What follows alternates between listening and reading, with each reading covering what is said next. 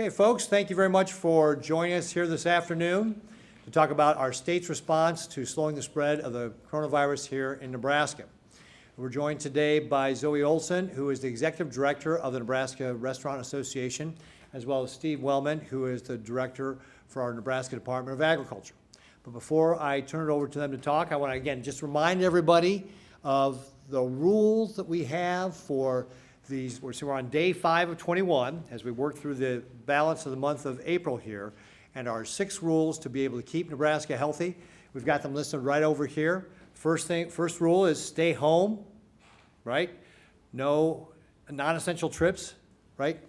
Keep it to things that you just have to do, and stay home if you can. Second, work. We want people to go to work, but work from home if you can.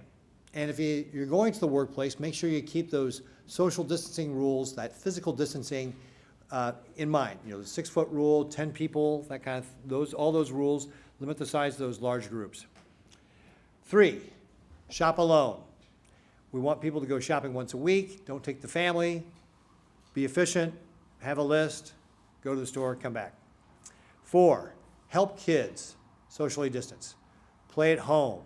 Avoid large groups of sports. Don't go to playgrounds. Want to focus on that social distancing for kids. 5, help our seniors. Maybe you can run an errand for them, or maybe you can go shopping for them to help them stay at home so that they don't have to be out. But don't go visit seniors in long-term care facilities. We're really trying to keep those folks isolated. And then, of course, our 6th rule is exercise daily. Do it at home or with an appropriate socially distanced exercise, but get out there, make sure you're exercising. That's an important thing as we're all trying to stay home, stay healthy, and stay connected. So those are our rules. Please remember, we're doing that through the month of April. Now, we also want to remind people that it is Takeout Tuesday. I actually went to Qdoba and got my lunch today. Friday, I went to Gray Whale Poke, great food. Takeout Tuesday helps support our local restaurants. As part of what we want to do to help support our restaurants, because we know that they have been tremendously impacted by the pandemic here in our state, as they have everywhere across the country. And Nebraskans have been doing a great job at takeout. KMTV reported last week that we are the #2 state for takeout. That's a great way to help support our restaurants. We know that they've been impacted, the people working in restaurants have been impacted. Recently, the FDA just issued new rules that waive some of the red tape around restaurants and the Nutritional Label Act to allow them to be able to sell food without that nutritional label. The Nebraska Department of Agriculture is following suit to be able to allow restaurants here in our state to be able to sell food without that nutritional label, thus opening up another line of revenue for our restaurants to be able to sell the food that they've got in their stores and to be able to do that in a way that helps keep their supply chains open as well. So this is something we think will also help with the groceries, because the grocery stores have a separate supply chain from the restaurants. So restaurants buy food generally more in bulk, for example, right? Versus grocery stores buying it individually packaged containers for consumers directly. So 2 different supply chains. This will help restaurants keep their supply chain strong by selling the food directly. The Nebraska Department of Agriculture is also going to waive some of the requirements around weights and measures so that as long as the food is not being sold in a deceptive or misleading way, you still can't do that, but you can do it based on count rather than weights and measures. So Director Wellman will talk a little bit more detail about that. But again, what this will do is help cut some of that red tape to allow restaurants to sell directly to consumers, open up another line of revenue for them, and be able to help consumers find another way to be able to get those supplies that they're looking for. So we're very excited to be able to announce and launch this program here today, and that's what Director Wellman and Zoe Olson are going to be able to talk about with us here today. So with that, I'm going to go ahead and have Director Wellman come up and say a few remarks, and then Zoe's going to say a few remarks. Director Wellman? Well, thank you, Governor Ricketts, and good afternoon, everybody. The United States Food and Drug Administration recently issued guidance to provide restaurants and food manufacturers with flexibility regarding nutrition labeling so certain packaged foods can be sold during the COVID-19 pandemic. As a result of this guidance, the Department of Agriculture will allow retail sales of packaged foods at Nebraska restaurants and other food establishments during the pandemic. A simple but accurate definition of packaged foods is bulk food that restaurants usually buy from manufacturers, distributors, or local farmers. The nutrition facts label that consumers normally see on the packages that they buy at a retail store are not always included on these types of packages. So that's where the waiver of what we're talking about today comes into play. So during the pandemic, NDA will not object to the sale of packaged food that lack a nutrient fact label, as long as the food does not have any nutritional claims and contains the following required information on the label: statement of identity, ingredient statement, name and place of business of the food manufacturer, packer, or distributor, net quantity of contents, and allergen information required by the Food Allergen Labeling and Consumer Protection Act. This action will allow for the sale of readily available supplies of food and other resources in restaurants and giving our consumers a greater accessibility to buy these food products. NDA will also allow food establishments to sell food items which do not meet all of the requirements of the Weights and Measures Act, as Governor Ricketts mentioned, so long as the food being sold are not sold in a deceptive or misleading manner. For more information on this or any other agriculture-related information, please go to the Department of Agriculture website, which is nda.nebraska.gov/COVID-19. Zoe, go ahead and make your comments.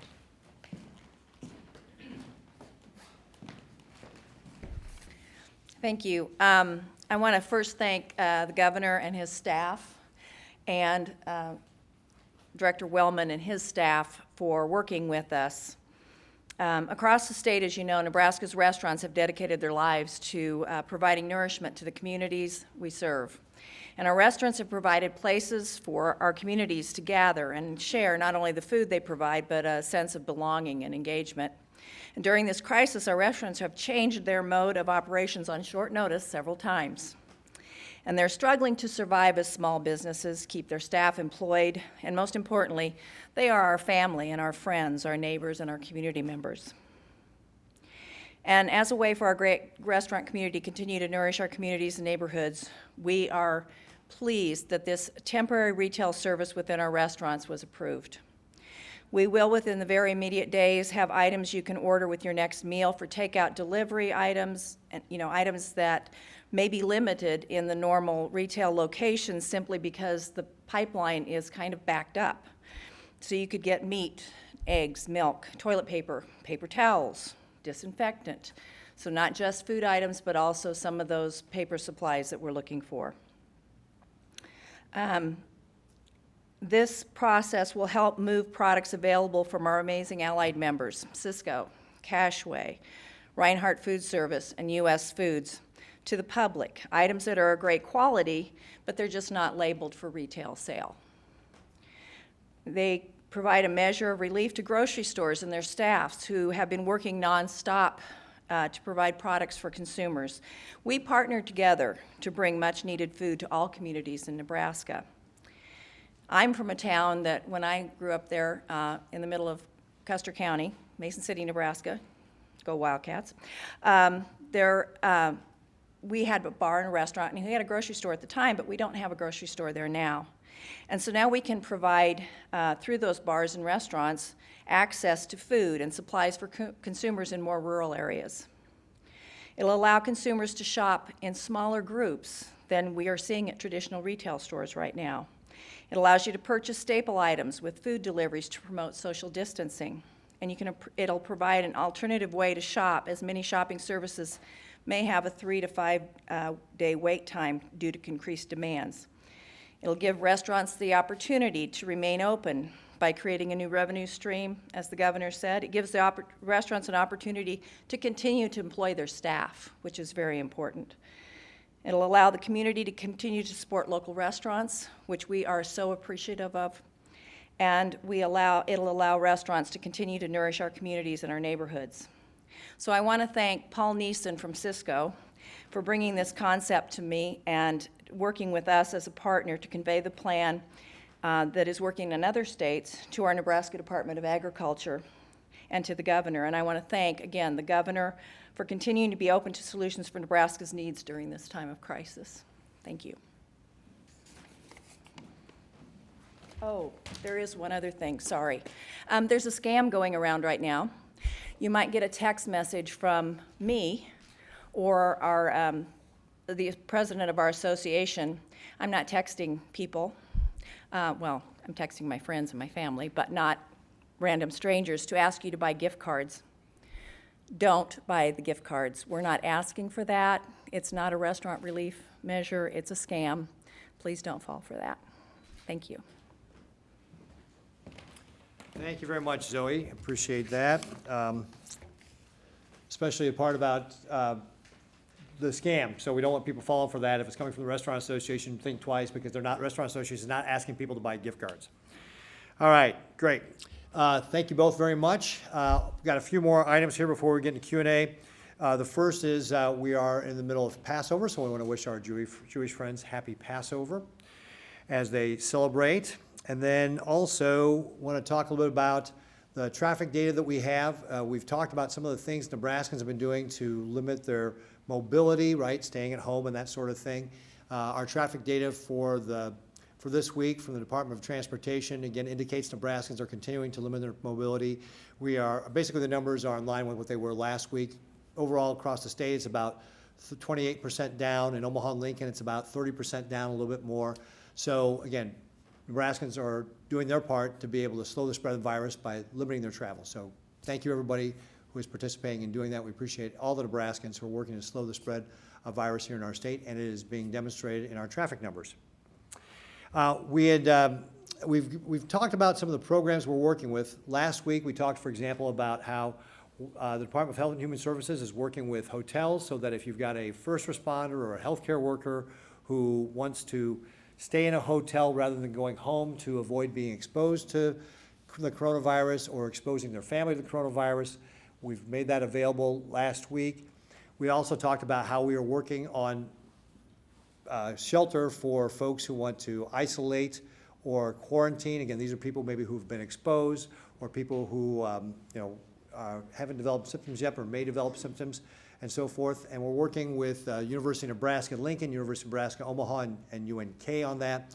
I just wanted to make people aware that while we're not ready to give the final details with regard to what that program is going to look like, our National Guard members will be on those campuses walking around as they get prepared to open up those dorm rooms to be able to allow our healthcare workers, our first responders, and the general populace to be able to use that for quarantine or isolation. So if you're on the campus of the University of Nebraska, Omaha, Lincoln, or UNK, you may see National Guard troops in their uniforms walking around getting prepared. What our Nebraska National Guard folks will be doing is when that gets up and running, they'll be taking the temperature of anybody who enters those buildings.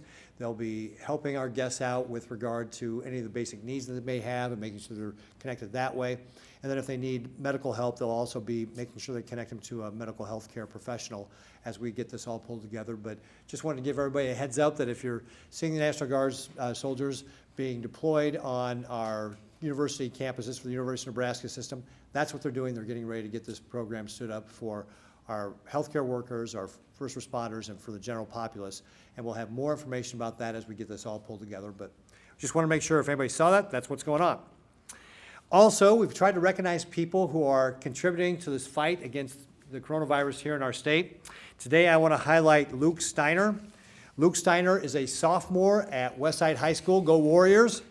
That's my alma mater. And he sent me a letter showing the pins that he has created to be able to help remind people to stay that 6 feet apart. So what they say is that we stand apart to stand together. So he's got two with the United States flag, one here with the state of Nebraska. This was inspired by going to the store and seeing people that were standing too close to each other. So he wanted to have this pin to be able to say, so you could wear this pin and show that, hey, we need to keep our social distance. So Luke, great job on coming up with a way to be able to help remind people about continuing to follow our social distancing guidelines. He is selling those pins for basically cost. He's not trying to make any money off of it. He said if there's anything donated, he'll donate it back to the Heartland Food Bank, which we talked about yesterday. But again, just a great example of a Nebraskan who's taking the initiative to be able to help fight the coronavirus here in our state. And it shows that it doesn't matter how old you are, everybody can be a part of fighting the virus here in Nebraska. Congratulations, Luke, and so there you go. Great job. All right. And then the other thing I wanted to mention just before we get into questions and answers is the schedule for this week. Well, again, our press briefings will resume at 2 o'clock after the radio call-in show yesterday, so continue to be 2 o'clock Central Time for the rest of this week. And then Thursday night on NET, we will be back on the program with Dennis Kellogg with regard to Speaking of Nebraska, 8:30 to 9:30. Our guests this week, besides myself being on there, will be Shelley Sweethelm and Dr. Ali Khan from the University of Nebraska Medical Center, as well as Nebraska Medicine, again, talking about the state's response to the coronavirus. And so with that, we'll go ahead and get into questions and answers. So from Trent Luce, who's an ag reporter, with possible food distribution problems, trying to address those again today, right, with the Restaurant Association and some of the waivers we've got there, so restaurants can sell food directly to consumers in a way that a store might. Are there measures the State Department of Ag can do to reduce the overregulated small business owners, such as small butcher shops and greenhouses? Again, if folks have specific ideas on what to do, we are all ears. Please reach out to the Department of Agriculture, Director Wellman. You can reach out to my office. If you've got specific ideas on things we can be doing to help do that, we would love to hear those ideas so that we can help, again, make sure that people have the tools they need to be able to stay in business and to help consumers get through this pandemic. Sarah Kirkley with NTV. UNMC's Dr. James Lawler is quoted as being very critical of the Trump administration's COVID-19 response in emails obtained by national news outlets. Does the governor or Dr. Antone have any reaction, and do you think this difference of opinion has had any impact on the state's preparedness? With regard to that question, again, I would say that I read the article, and at least the one that was in the Omaha World Herald, and the first thing I guess I'd point out is that bureaucracies are often slow to move. I think Dr. Lawler's remarks were specifically about the CDC. And I believe the press conference was yesterday, Dr. Fauci said that when he and Dr. Birx have gone to President Trump with some of these mitigation efforts, the president has agreed right away to be able to put those in place. Obviously, the president acted on March 16th with the 10-person rule, which we adopted here in the state of Nebraska. So again, I think that when the president's been given some options, he's moved very quickly to be able to address those. The second question was, abortion clinics in Texas are asking the Supreme Court to step in and allow certain abortions to continue during the coronavirus pandemic. Do you think this could potentially, I wanted to get back to Sarah's other question. Does this have any impact on the state's preparedness? And absolutely not, with regard to the first part of the question. But now her question is, do you think this could potentially have an impact on Nebraska's DHMs? And the answer for that is no, I don't believe that'll either. Our DHM, again, was applied in a uniform way to people with regard to those elective surgeries, whether regardless of what you're doing, if you're doing an elective surgery for replacing a knee versus doing an abortion, it's all covered, that those things are only to be done if it's in a critical situation. And again, you typically don't plan, you don't plan emergencies, you plan elective surgeries. So that would still be the case. Christian Wagner, NTV. What are the governor's thoughts on President Trump saying he and not the governors has total power to decide when the country reopens? And I think we had a couple of other questions with regard to that as well from Dale Johnson at KFOR and Mike Spataro at KHS Radio as well. And they're very similar about the president's thing. And I think that, first of all, it's like, look, folks, we work collaboratively with our federal officials. For example, going back to March, when I think it was reported by the World Herald, I was one of the first governors to put out a limit on how many people could gather, that 250-person rule that we put out on March 13th. That was followed by the CDC reducing to 50. We followed that guideline. When the president went to 10 people, we followed that guideline. So we do work with our federal officials with regard to the steps we're taking to actually protect people here in the state of Nebraska. We do that with our local governments as well. We try to work collaboratively. And that's what we're going to continue to do, is work collaboratively with local officials, federal officials, and do what's right for Nebraska. So that's what I think we got to keep our big picture on, is that we're doing the right things for Nebraska to be able to help folks get through this pandemic. And I'd really urge people, there are people out there who are trying to drive a wedge between the president, governors, public health officials. Let's not get caught up in that Washington, D.C. type gotcha politics. Let's focus on the task at hand, which is managing the pandemic we have here in the state. That's what my team and I are focused on. So I just urge all folks to really keep an eye on what's the big picture here. It's about making sure we keep Nebraskans healthy and safe and not overwhelm the healthcare system. That's what my team and I are focused on. Okay, so, and then there's a question here. What does the governor's plan look like when he feels is the right time to lessen public restrictions? And again, one of the things that we're having conversations about is, you know, as we've implemented these things, I've said that we will start looking at loosening these restrictions, but we'll do it in a gradual way over time. And so that's the conversations we're having right now, is what that's going to look like. So I don't have any plans to reveal that right now. We don't have any plans in place for what those specifics are going to be, but we will be giving more information on those as we get closer to that April 30th. Again, right now we want people to really focus on our, you know, stay home, stay healthy, stay connected for the next 2.5 weeks here as we approach the end of April. So Brad Beam from Platte River Radio asks, based on the number of cases on the Nebraska Department of Health and Human Services case map, Adams County had as many COVID-19 cases as Lancaster County, and Hall County was approaching the total in Douglas County, The Lincoln and Omaha areas have about 10 times the population of Adams and Hall County respectively. Does a case per resident ratio of 10 times higher in parts of the Tri-Cities tell you that something isn't working correctly in the plan that's in place to slow this in Nebraska? And actually, I would say the plan is working because we have not overwhelmed the healthcare system in Grand Island.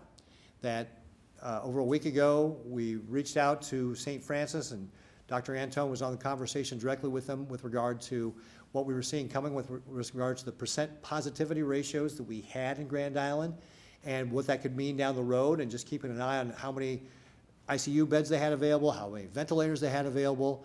Obviously, part of our plan was always to be able to move patients around, to take a statewide approach to our healthcare system so that we could leverage where we had capacity in one part of the state if we were coming up against our capacity in another part of the state. And that's what we've done in Grand Island. So St. Francis, for example, has leveraged the ability to be able to move some of those patients. I think a week and a half ago, they were having about it was actually a week ago Monday, they had 3 patients on ventilators in St. Francis, so they've got 13. So we have seen an increase in the number of people who need that facility, but we've been able to manage those resources in a way to make sure that everybody who needs that is able to get access to it. And folks, this is the real key. This is what we're focused on. We're looking at hospital utilization, ICU utilization, ventilators, things like that, to make sure that everybody who needs that help will be able to get that help. That's what we're focused on, how we manage this. So the plan actually is working the way that we planned it. From Aaron Duffy at the Omaha World Herald, the governor and federal government have deemed food workers essential, but some economists have said that we have plenty of meat in cold storage. There shouldn't be major storages at the grocery store. Will the governor support a call for any meat or food facilities to shut down if cases continue to spread, like the Smithfield plant in Sioux Falls, South Dakota? What would that threshold be? So again, these food processing facilities are critical for our food supply chain. So we need to keep them open, and so there really isn't a condition where I would call for them to be closed. Now, certainly if a company wants to take that voluntary action, that is their decision to be able to make. But what we've been approaching here in Nebraska is really working with our food processors on what are those best practices. So for example, we're reaching out to not just the food processors, but all the major employers in Grand Island about what is their plan to be able to help keep their folks healthy and safe. How are they communicating that out? What steps have they taken? I've been on the phone with the executives at JBS. Okay, I didn't call them Saturday or Sunday, but I've been in every day since a week ago Sunday. I've been in contact with them and working with them with regard to the steps they've taken, asking them to make sure they're communicating out to their teammates with regard to what are the rules, for example, around what are the things they're doing in their facilities, what are the rules around if you have to stay home. Again, really focusing on people that if you're sick, stay home, and everybody in your household stay home. So we've continued to work with our food processors to be able to keep them open because it's a critical part of our food supply. Can the facilities themselves, like JBS in Grand Island or Western Reserve in Hastings, conduct more widespread testing of workers? Well, again, one of the things we know is that the testing is very limited, that, you know, JBS or whomever would want to do testing would have to probably go out into the marketplace, buy those test kits in the same way that our hospital facilities are doing that, or that we're doing it, our public health labs and so forth. I think those supplies are being generally reserved for healthcare type associations or organizations, or like our public health department. So I don't know how a private company like JBS or Western Reserve would be able to get access to any of those things at this point in time. Perhaps down the road as those become more available, but I don't know how they would do it at this point. Grant Schulte, Associated Press. What's your reaction to the news that Nebraska Crossing Outlets may be the first shopping center to reopen? Does the DHM apply to the outlets or its individual stores? Are you concerned that it can undermine the state's effort to promote social distancing? Well, first of all, Grant, we didn't close down any shopping centers, so anybody who is closed has done that on a voluntary basis with regard to those shopping centers. What we have done, though, is limit the number of people who can gather in one place to 10 people. So anybody who opens up or is open has to follow that rule. We've been very clear about this. You got to follow that 10% rule. We are still asking people to shop once a week. You know, don't take your family members with you. But you know, if companies are looking to be able to get prepared for some point down the road when these restrictions are loosened, that's okay. But anybody who's operating still needs to continue to follow all the guidelines we've said around, you know, stay home, stay healthy, stay connected, 6 foot social distancing, as many stores have done. They've put tape down on the floor to make sure when you're checking out, you're keeping that distance from other customers, limiting the number of people that are coming into your establishment, all those sorts of rules we've talked about before. You know, I know, for example, the mayor of Omaha has had a lot of conversations with the big box stores in Omaha, and they've taken steps to be able to do that and keep operating. Nicole Ebet from KPTM. Is Nebraska looking to join with any other Midwestern states to open together like several West and East Coast governors have?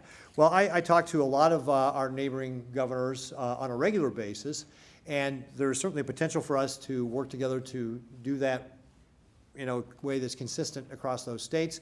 No plans have been made to do that, but like I said, I'm talking with those folks on a weekly basis, and so there's certainly always for that potential to happen. And Taylor, do you have any other questions that were texted in? I do have several questions. The first is from Bill Shammer at 1011. He says the oft-cited IHME model continues to push Nebraska's peak back. Do you view this as a good thing, and how closely are you following this or other models to gauge timelines for Nebraska? So Bill Shammer asks, the IHME model continues to get flatter and pushed out. And is that a good thing, right? That was his first question. And that is a good thing. That's exactly what we were trying to do. Now, keep in mind, folks, it's a model. And if you saw Dr. Ali Khan on NET's show a couple of weeks ago, he said models are not necessarily predictive. They are a way to think about the world. But if indeed that's the case, that we're seeing what was a sharper peak being flattened out and spread out, that's exactly the point of our NPIs, our non-pharmaceutical interventions, right? All the social distancing we're doing, the fact that we're staying at home and staying connected, all that sort of thing, those steps we've taken, that social distancing, that physical distancing is working because it's pushing it down and spreading it out. So that is one of the models that I have looked at, and you know, it has gone from, I think, a peak of having us at 18 deaths a day down to 10 deaths a day. I think maybe it's 8 deaths a day, and that continues. And frankly, the model hasn't been that accurate because I think they're predicting that we would have 4 deaths a day today or tomorrow. So, so far, we actually have been spreading that out, and that's been a good thing. So that's exactly the whole point, not to overwhelm the healthcare system. Paul Harrell asks, did you ask Nebraska Crossing to reopen? And Paul Hamill asked, did I ask Nebraska Crossing to reopen? I did not ask Nebraska Crossing to reopen. And again, I haven't asked anybody to close, so I didn't know that they, actually, I didn't really know they had closed. But again, I didn't ask them to open. Rob at KTV wants to know if you would consider the senator's request to pursue herd immunity that they were pushing for yesterday. So Rob McCartney is asking, am I considering the senator's request to pursue herd immunity? Again, getting back to this idea of herd immunity, that's something that happens to a population as they get exposed to a virus like the coronavirus. It's not a plan per se. I suppose if it was a plan, you just wouldn't do anything, and you'd see a very sharp peak where everybody would get it all at once, and then you'd overwhelm your healthcare system. And of course, our plan is to avoid that. We don't want to overwhelm the healthcare system. So far, we have managed to avoid overwhelming the healthcare system, and so we'll continue to pursue our plan, which is working to be able to not overwhelm our healthcare system. Aaliyah Conley at the World Herald has a couple of questions. Her first is, are Nebraska Crossings retail stores essential? So Aaliyah Conley from the Omaha World Herald has asked, are Nebraska Crossings retail stores essential? Again, we don't make that distinction here in our state. That's not something we've done. You need to think about what other states have done when they've done shelter and home, and they've gone through and listed winners and losers, which businesses and so forth. What we have done is really worked on our 6 guidelines and talked about Nebraskans, personal responsibility to fight the spread of virus here in our state, to exercise that civic duty to slow the spread, to help protect the vulnerable people in our state. We've asked people to go shopping once a week, and when you go by yourself. So that's how we've approached it here in Nebraska, and so far, we've been very successful in making sure that we have slowed this down in our state, spread it out, and haven't overwhelmed our healthcare system. She also asks, the outlet mall attracts people from outside Nebraska as well as towns all over Nebraska. Are you concerned about that in light of spreading the virus from other places? So she said outlet malls attract people from outside the state as well as people from around the state. And of course, on that latter case, we have not made a travel restrictions from people around the state. And, we have similar issues on all of our borders with regard to people coming across the state. If you're coming here, like I said, you're one of those snowbirds, or you have a cabin here, we are asking you to quarantine for 14 days. And so, but I gotta tell you, I just don't think you're gonna see a lot of people traveling at this time when everybody knows we're supposed to be staying home. We have a question from Andrew Ozaki. He wants to know if we know the death toll, what the death toll would be if we pursued herd immunity. So Andrew Ozaki is asking, do we know how many Nebraskans could have died if we hadn't taken none of our steps, if we just pursued this idea of herd immunity? And I don't know the answer to that.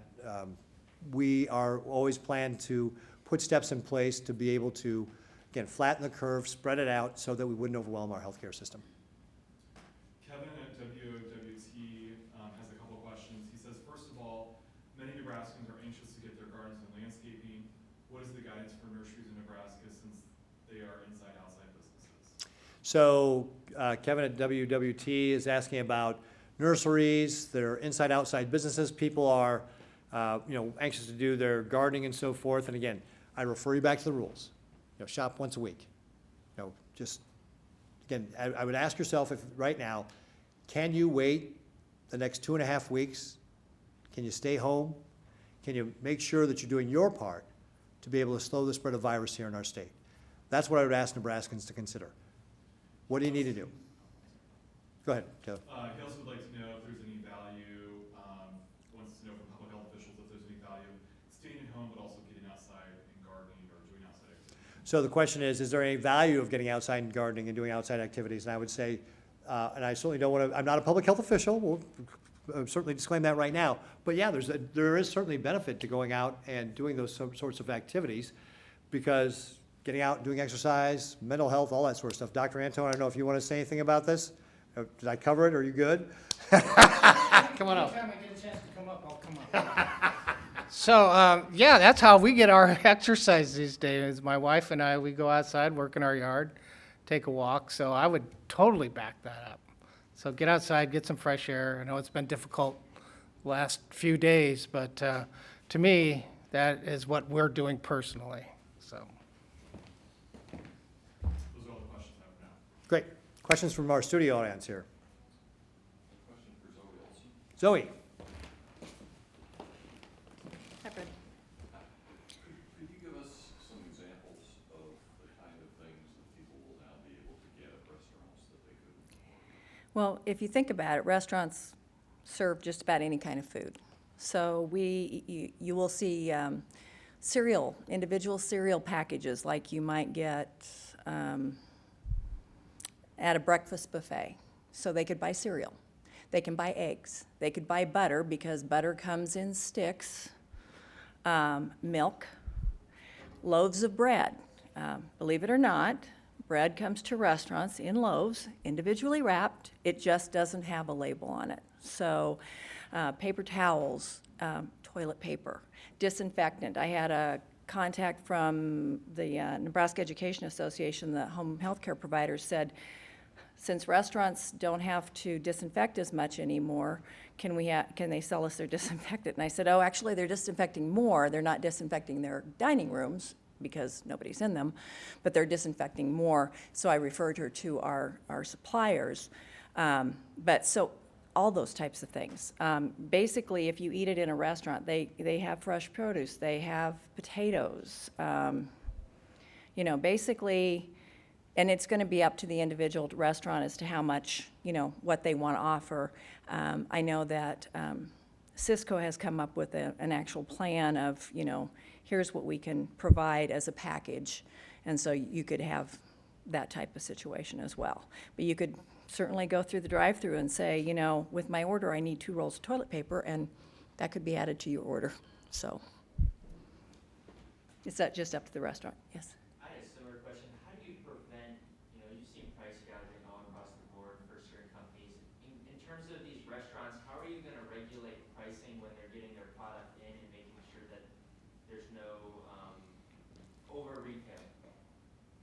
So the question is, how are we going to prevent restaurants from price gouging? I think first of all, you need to look at the hearts and business practices of restaurants already. They're the ones that have been leaders in their communities for giving back to the communities. The Knudsen family, for example, in Lincoln, for 37 years has done a Easter dinner for all of Lincoln. You didn't have to have a qualifying event, you just came. And this year they couldn't do it, so they fed Met Talbot Kitchen instead. Raising Cane's does a coat drive every Christmas. They don't need to do that, but they do it to give back to their community. And what do you get if you bring in a coat? Well, you get free food from them. Don and Millie's restaurant here in Lincoln, it's probably been 3 weeks ago. You'll have to excuse me, I've lost track of time, but they did a fundraiser during, you know, when they were basically just doing takeout, and they did a fundraiser. So I don't think you have to worry about Nebraska restaurants price gouging anybody. And certainly, that's just not who they are. That's just not who they are. How soon could they start doing this? Well, they're just hearing about this now because, Repeat the question, Zoe. oh, she wanted to know how soon, I'm sorry, thank you. How soon can they start doing this? The restaurants just heard about this now. I did not convey this to restaurant owners ahead of making sure that we had everything done. So I'm sure my evening is going to be filled with questions, and we're also going to be sending out the order from the Department of Ag to all our members. So it's just a matter of, the suppliers have the items, and it's just a matter of getting them ordered and getting them to the restaurants. So it'll be individual restaurants, and I'm sure as you saw them change how they did business March 16th, and then again, you know, when we went to no dining room service, you'll see that they'll be out pretty quickly with what they're going to offer in each restaurant. Yes, sir. So what does the process look, would it just be someone calls a restaurant and says, hey, here's my order, can you total that for me, then I come pick it up, or what will that look like for people? So the question is, what will this look like? Could somebody call and say, you know, this is my order, can you total that up for me, and then I'll come pick it up? Yes, exactly. Just like you would if you've done any carryout, which I'm hoping you have, you call Takeout and Tuesday. Yep, it's Takeout Tuesday, and so you call and you say, this is my order, and they always say, this is your total, and this is when it'll be ready. So it would be the same thing, exactly. Have you heard from restaurants who are worried that with all this, they might not be able to reopen, and do you think that this could help them hang on? The latest numbers we have is that. Question? Thank you. I keep forgetting that. So have we heard? Are we afraid that restaurants who have closed, or have I heard from restaurants that have closed, that this might help them reopen and hang on? Right now, anything will happen, can happen. Our National Association did a survey between March 1st and the 22nd of March, where we knew that 3% of the restaurants in Nebraska had closed permanently. Some had closed temporarily. and the expectation was that about 6% were going to close. Today I heard a forecast that 25% of small businesses may close. Don't know what that's going to look like. This is all moving so fast. But this is certainly a way for specifically just another revenue stream, another way to get our staff back to work, and also for those really rural areas.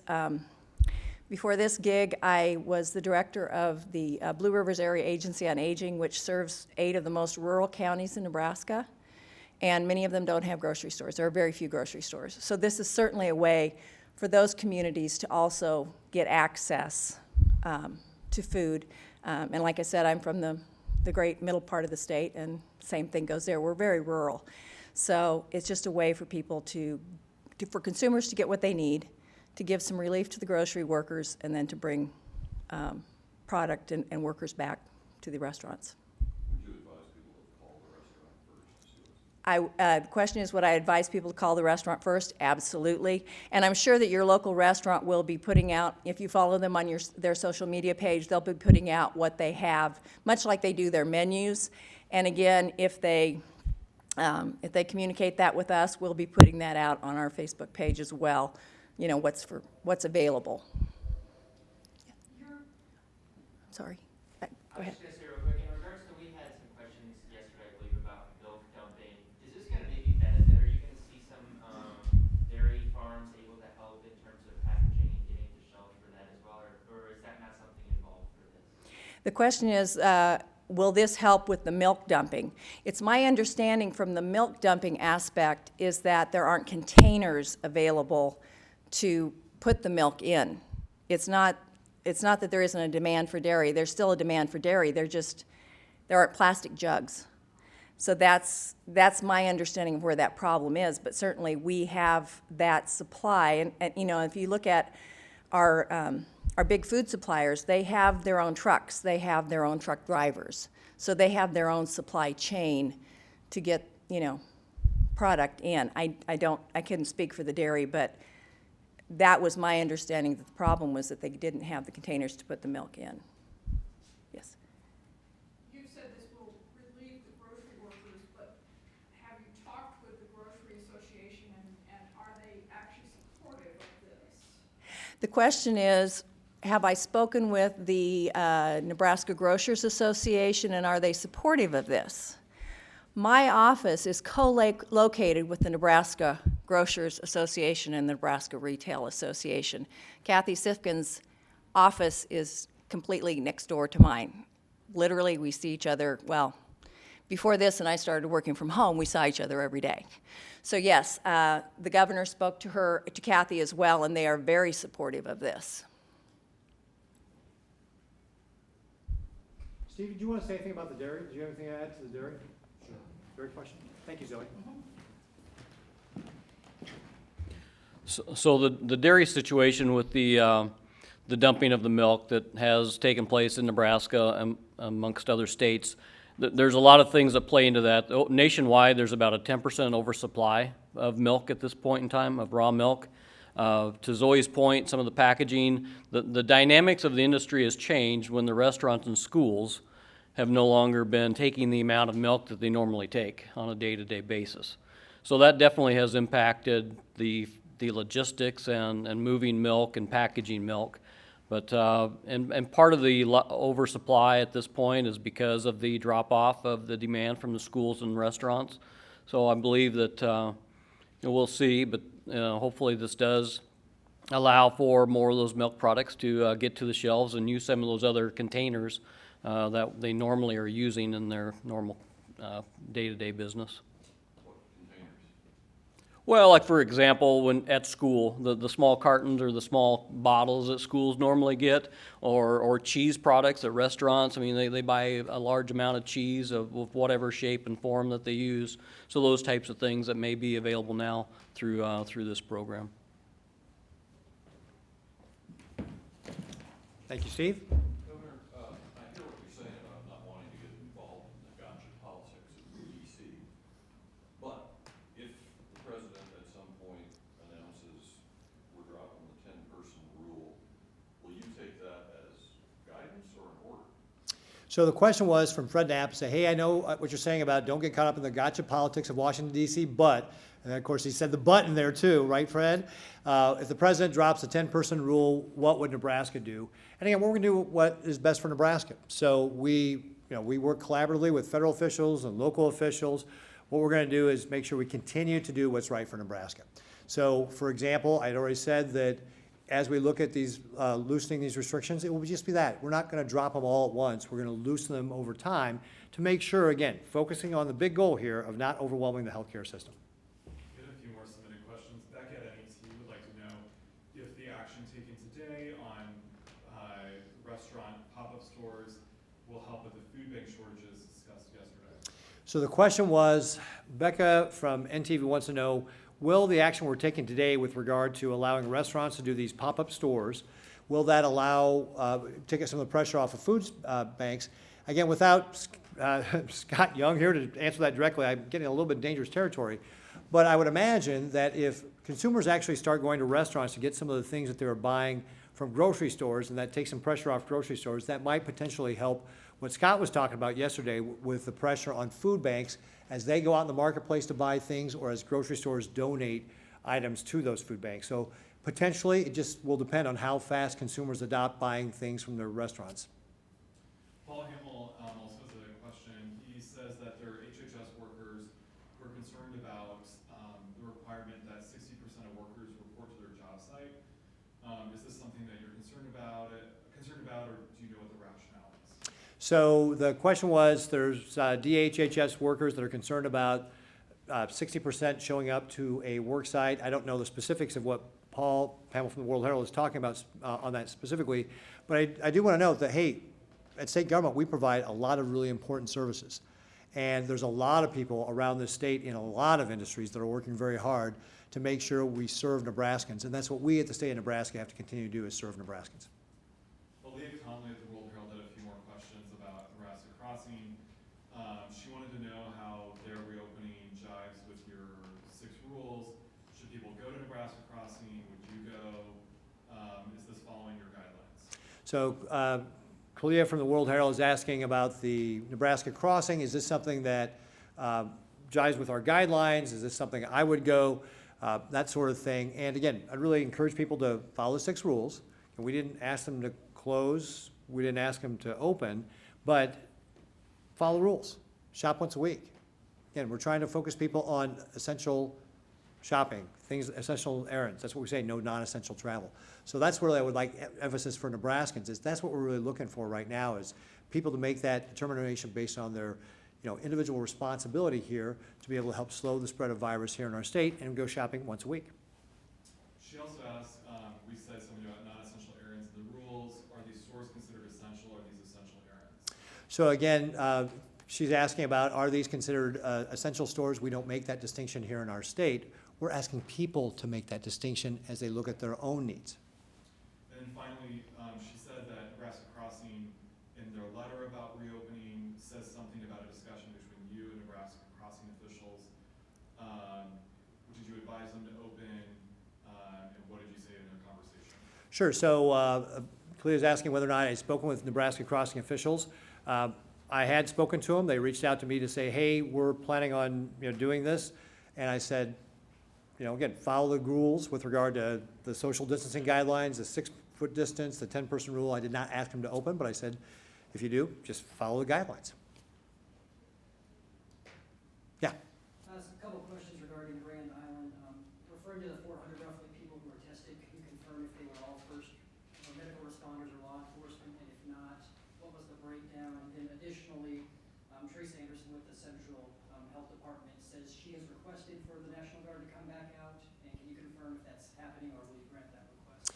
So I have not spoken with Teresa Anderson. I'm going to answer your second one first. The second question was, Teresa Anderson, the public health director, has asked for the National Guard to come back out. I don't know, was that an official request? Because she didn't talk to me about it directly.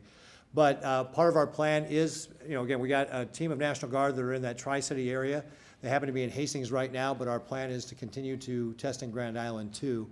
So that is part of our overall plan to be able to do that.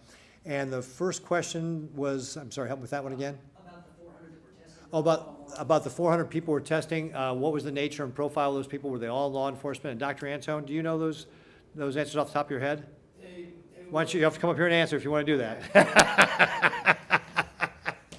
It's my understanding it was mostly healthcare workers, first responders initially, and then it was opened up to the community. Do you have any sort of breakdown? No, I don't have breakdown of those numbers, no. But can we get those breakdown of those numbers? We sure can. Awesome. One more question, if you don't mind, regarding that. Has anybody been transferred from Grand Island as COVID-19 patients somewhere else?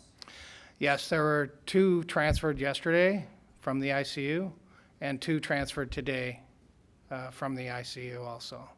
Can you say where? I think the ones from today went down to the Creighton University, CHI Medical Center, Bergen Mercy Hospital, and one to University Medical Center. And the one yesterday also went down to Creighton University Medical Center and one to St. Elizabeth's. Is that for, I don't wanna say better care, cause I know they're all medical professionals, or is it because of lack of space? I just know the one that was transferred to the medical center was because was a transplant patient. But the other 3, you're not sure as to why? No, and I'm not sure it was for any better medical care, except for maybe one of the patients that was on a ventilator was being considered for what's called extracorporeal membrane oxygenation, and that could be done only down at the medical center, or at Creighton University Medical Center. Thank you, Dr. Antone. Yeah, John. Yesterday, Surgeon General of Florida said that it's likely that we'll have to keep social distancing measures until a vaccine is created. I'm curious if you have heard anything similar from health experts here in Nebraska. So I'm sorry, you said yesterday the Surgeon General in Florida said that it's what now? It's that we're going to have to keep social distancing measures until a vaccine is created. That we're going to have to keep social distancing measures until a vaccine is created.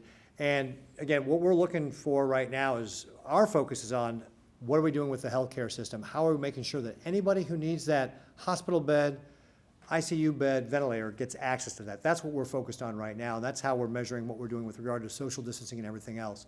I think at some point having a vaccine is going to be helpful for folks, but right now that's how we're really managing our social distancing, is with making sure that we don't overwhelm the healthcare system. Martha. Today, the Platt Institute and some similar think tanks in other states sent a letter to Congress urging more flexibility with the $150 billion that in relief money that states are getting, so that states could use this to fill in some of the revenue gaps that have been created by the coronavirus response. And also so that that money can go to more local municipalities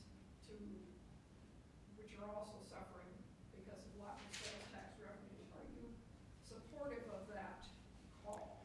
So the question was, with the CARES Act, there's about $150 billion that is being dedicated to states as well as the territories and Indian tribes.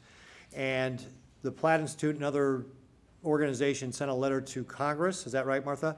Saying that they wanted more flexibility for states to be able to use that for things such as shortfalls in their general fund revenue, and be able to also allow for municipalities and so forth.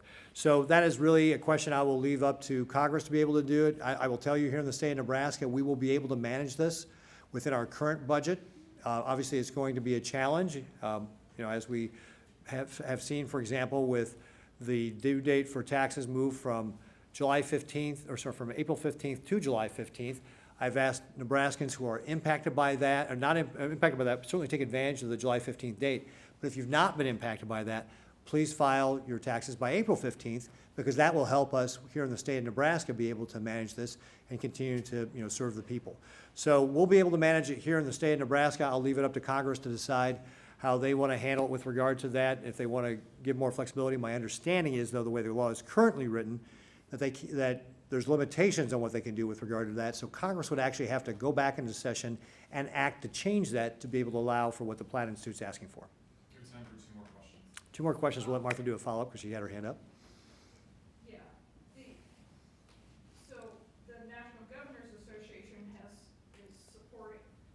called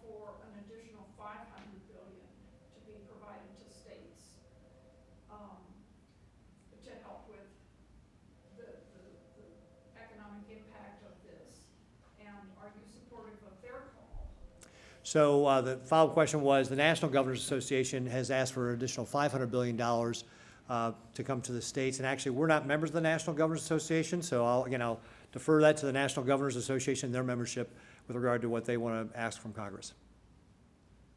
Yeah, Lee. I had one more question for Zoe, if you don't mind. Zoe, can you come back up, please? You mentioned that you're from a small town, and so this would really benefit something along the lines for that restaurant. The popularity obviously is going to be great amongst the smaller towns. Do you have any idea about more of the bigger cities, maybe Lincoln, Hastings, Grand Island, Kearney, Omaha, where you see this kind of fitting in for the retail side of that as well?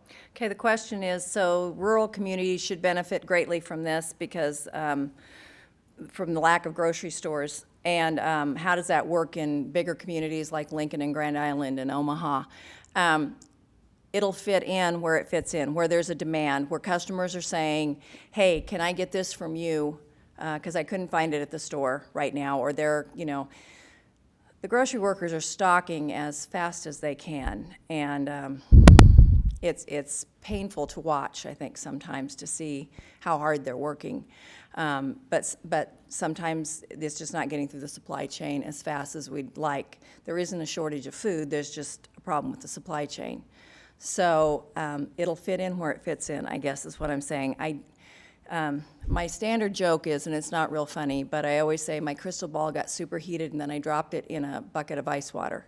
So I don't really know. It's pretty cracked and crinkly and I don't know what it's going to do. But we know in this country that supply and demand are completely linked. And so we'll just see how it plays out in the bigger communities. But there are certainly parts of our larger communities that don't have ready access to a grocery store as they do to a restaurant, so. All right, folks, thank you very much. Appreciate everybody being here this afternoon. Again, we will be here again at 2 o'clock Central Time for the next couple of days, or through Wednesday through Friday, on NET Thursday night for the town hall there, 8:30 to 9:30. Appreciate it, everybody. And again, thank you to all the Nebraskans who are working to slow the spread of coronavirus here in our state. We will get through this together, and we appreciate everything you are doing to help protect those vulnerable folks in our state and to slow that spread and following the 6 rules to stay home and keep Nebraska healthy. Thank you all very much, and we'll see you tomorrow.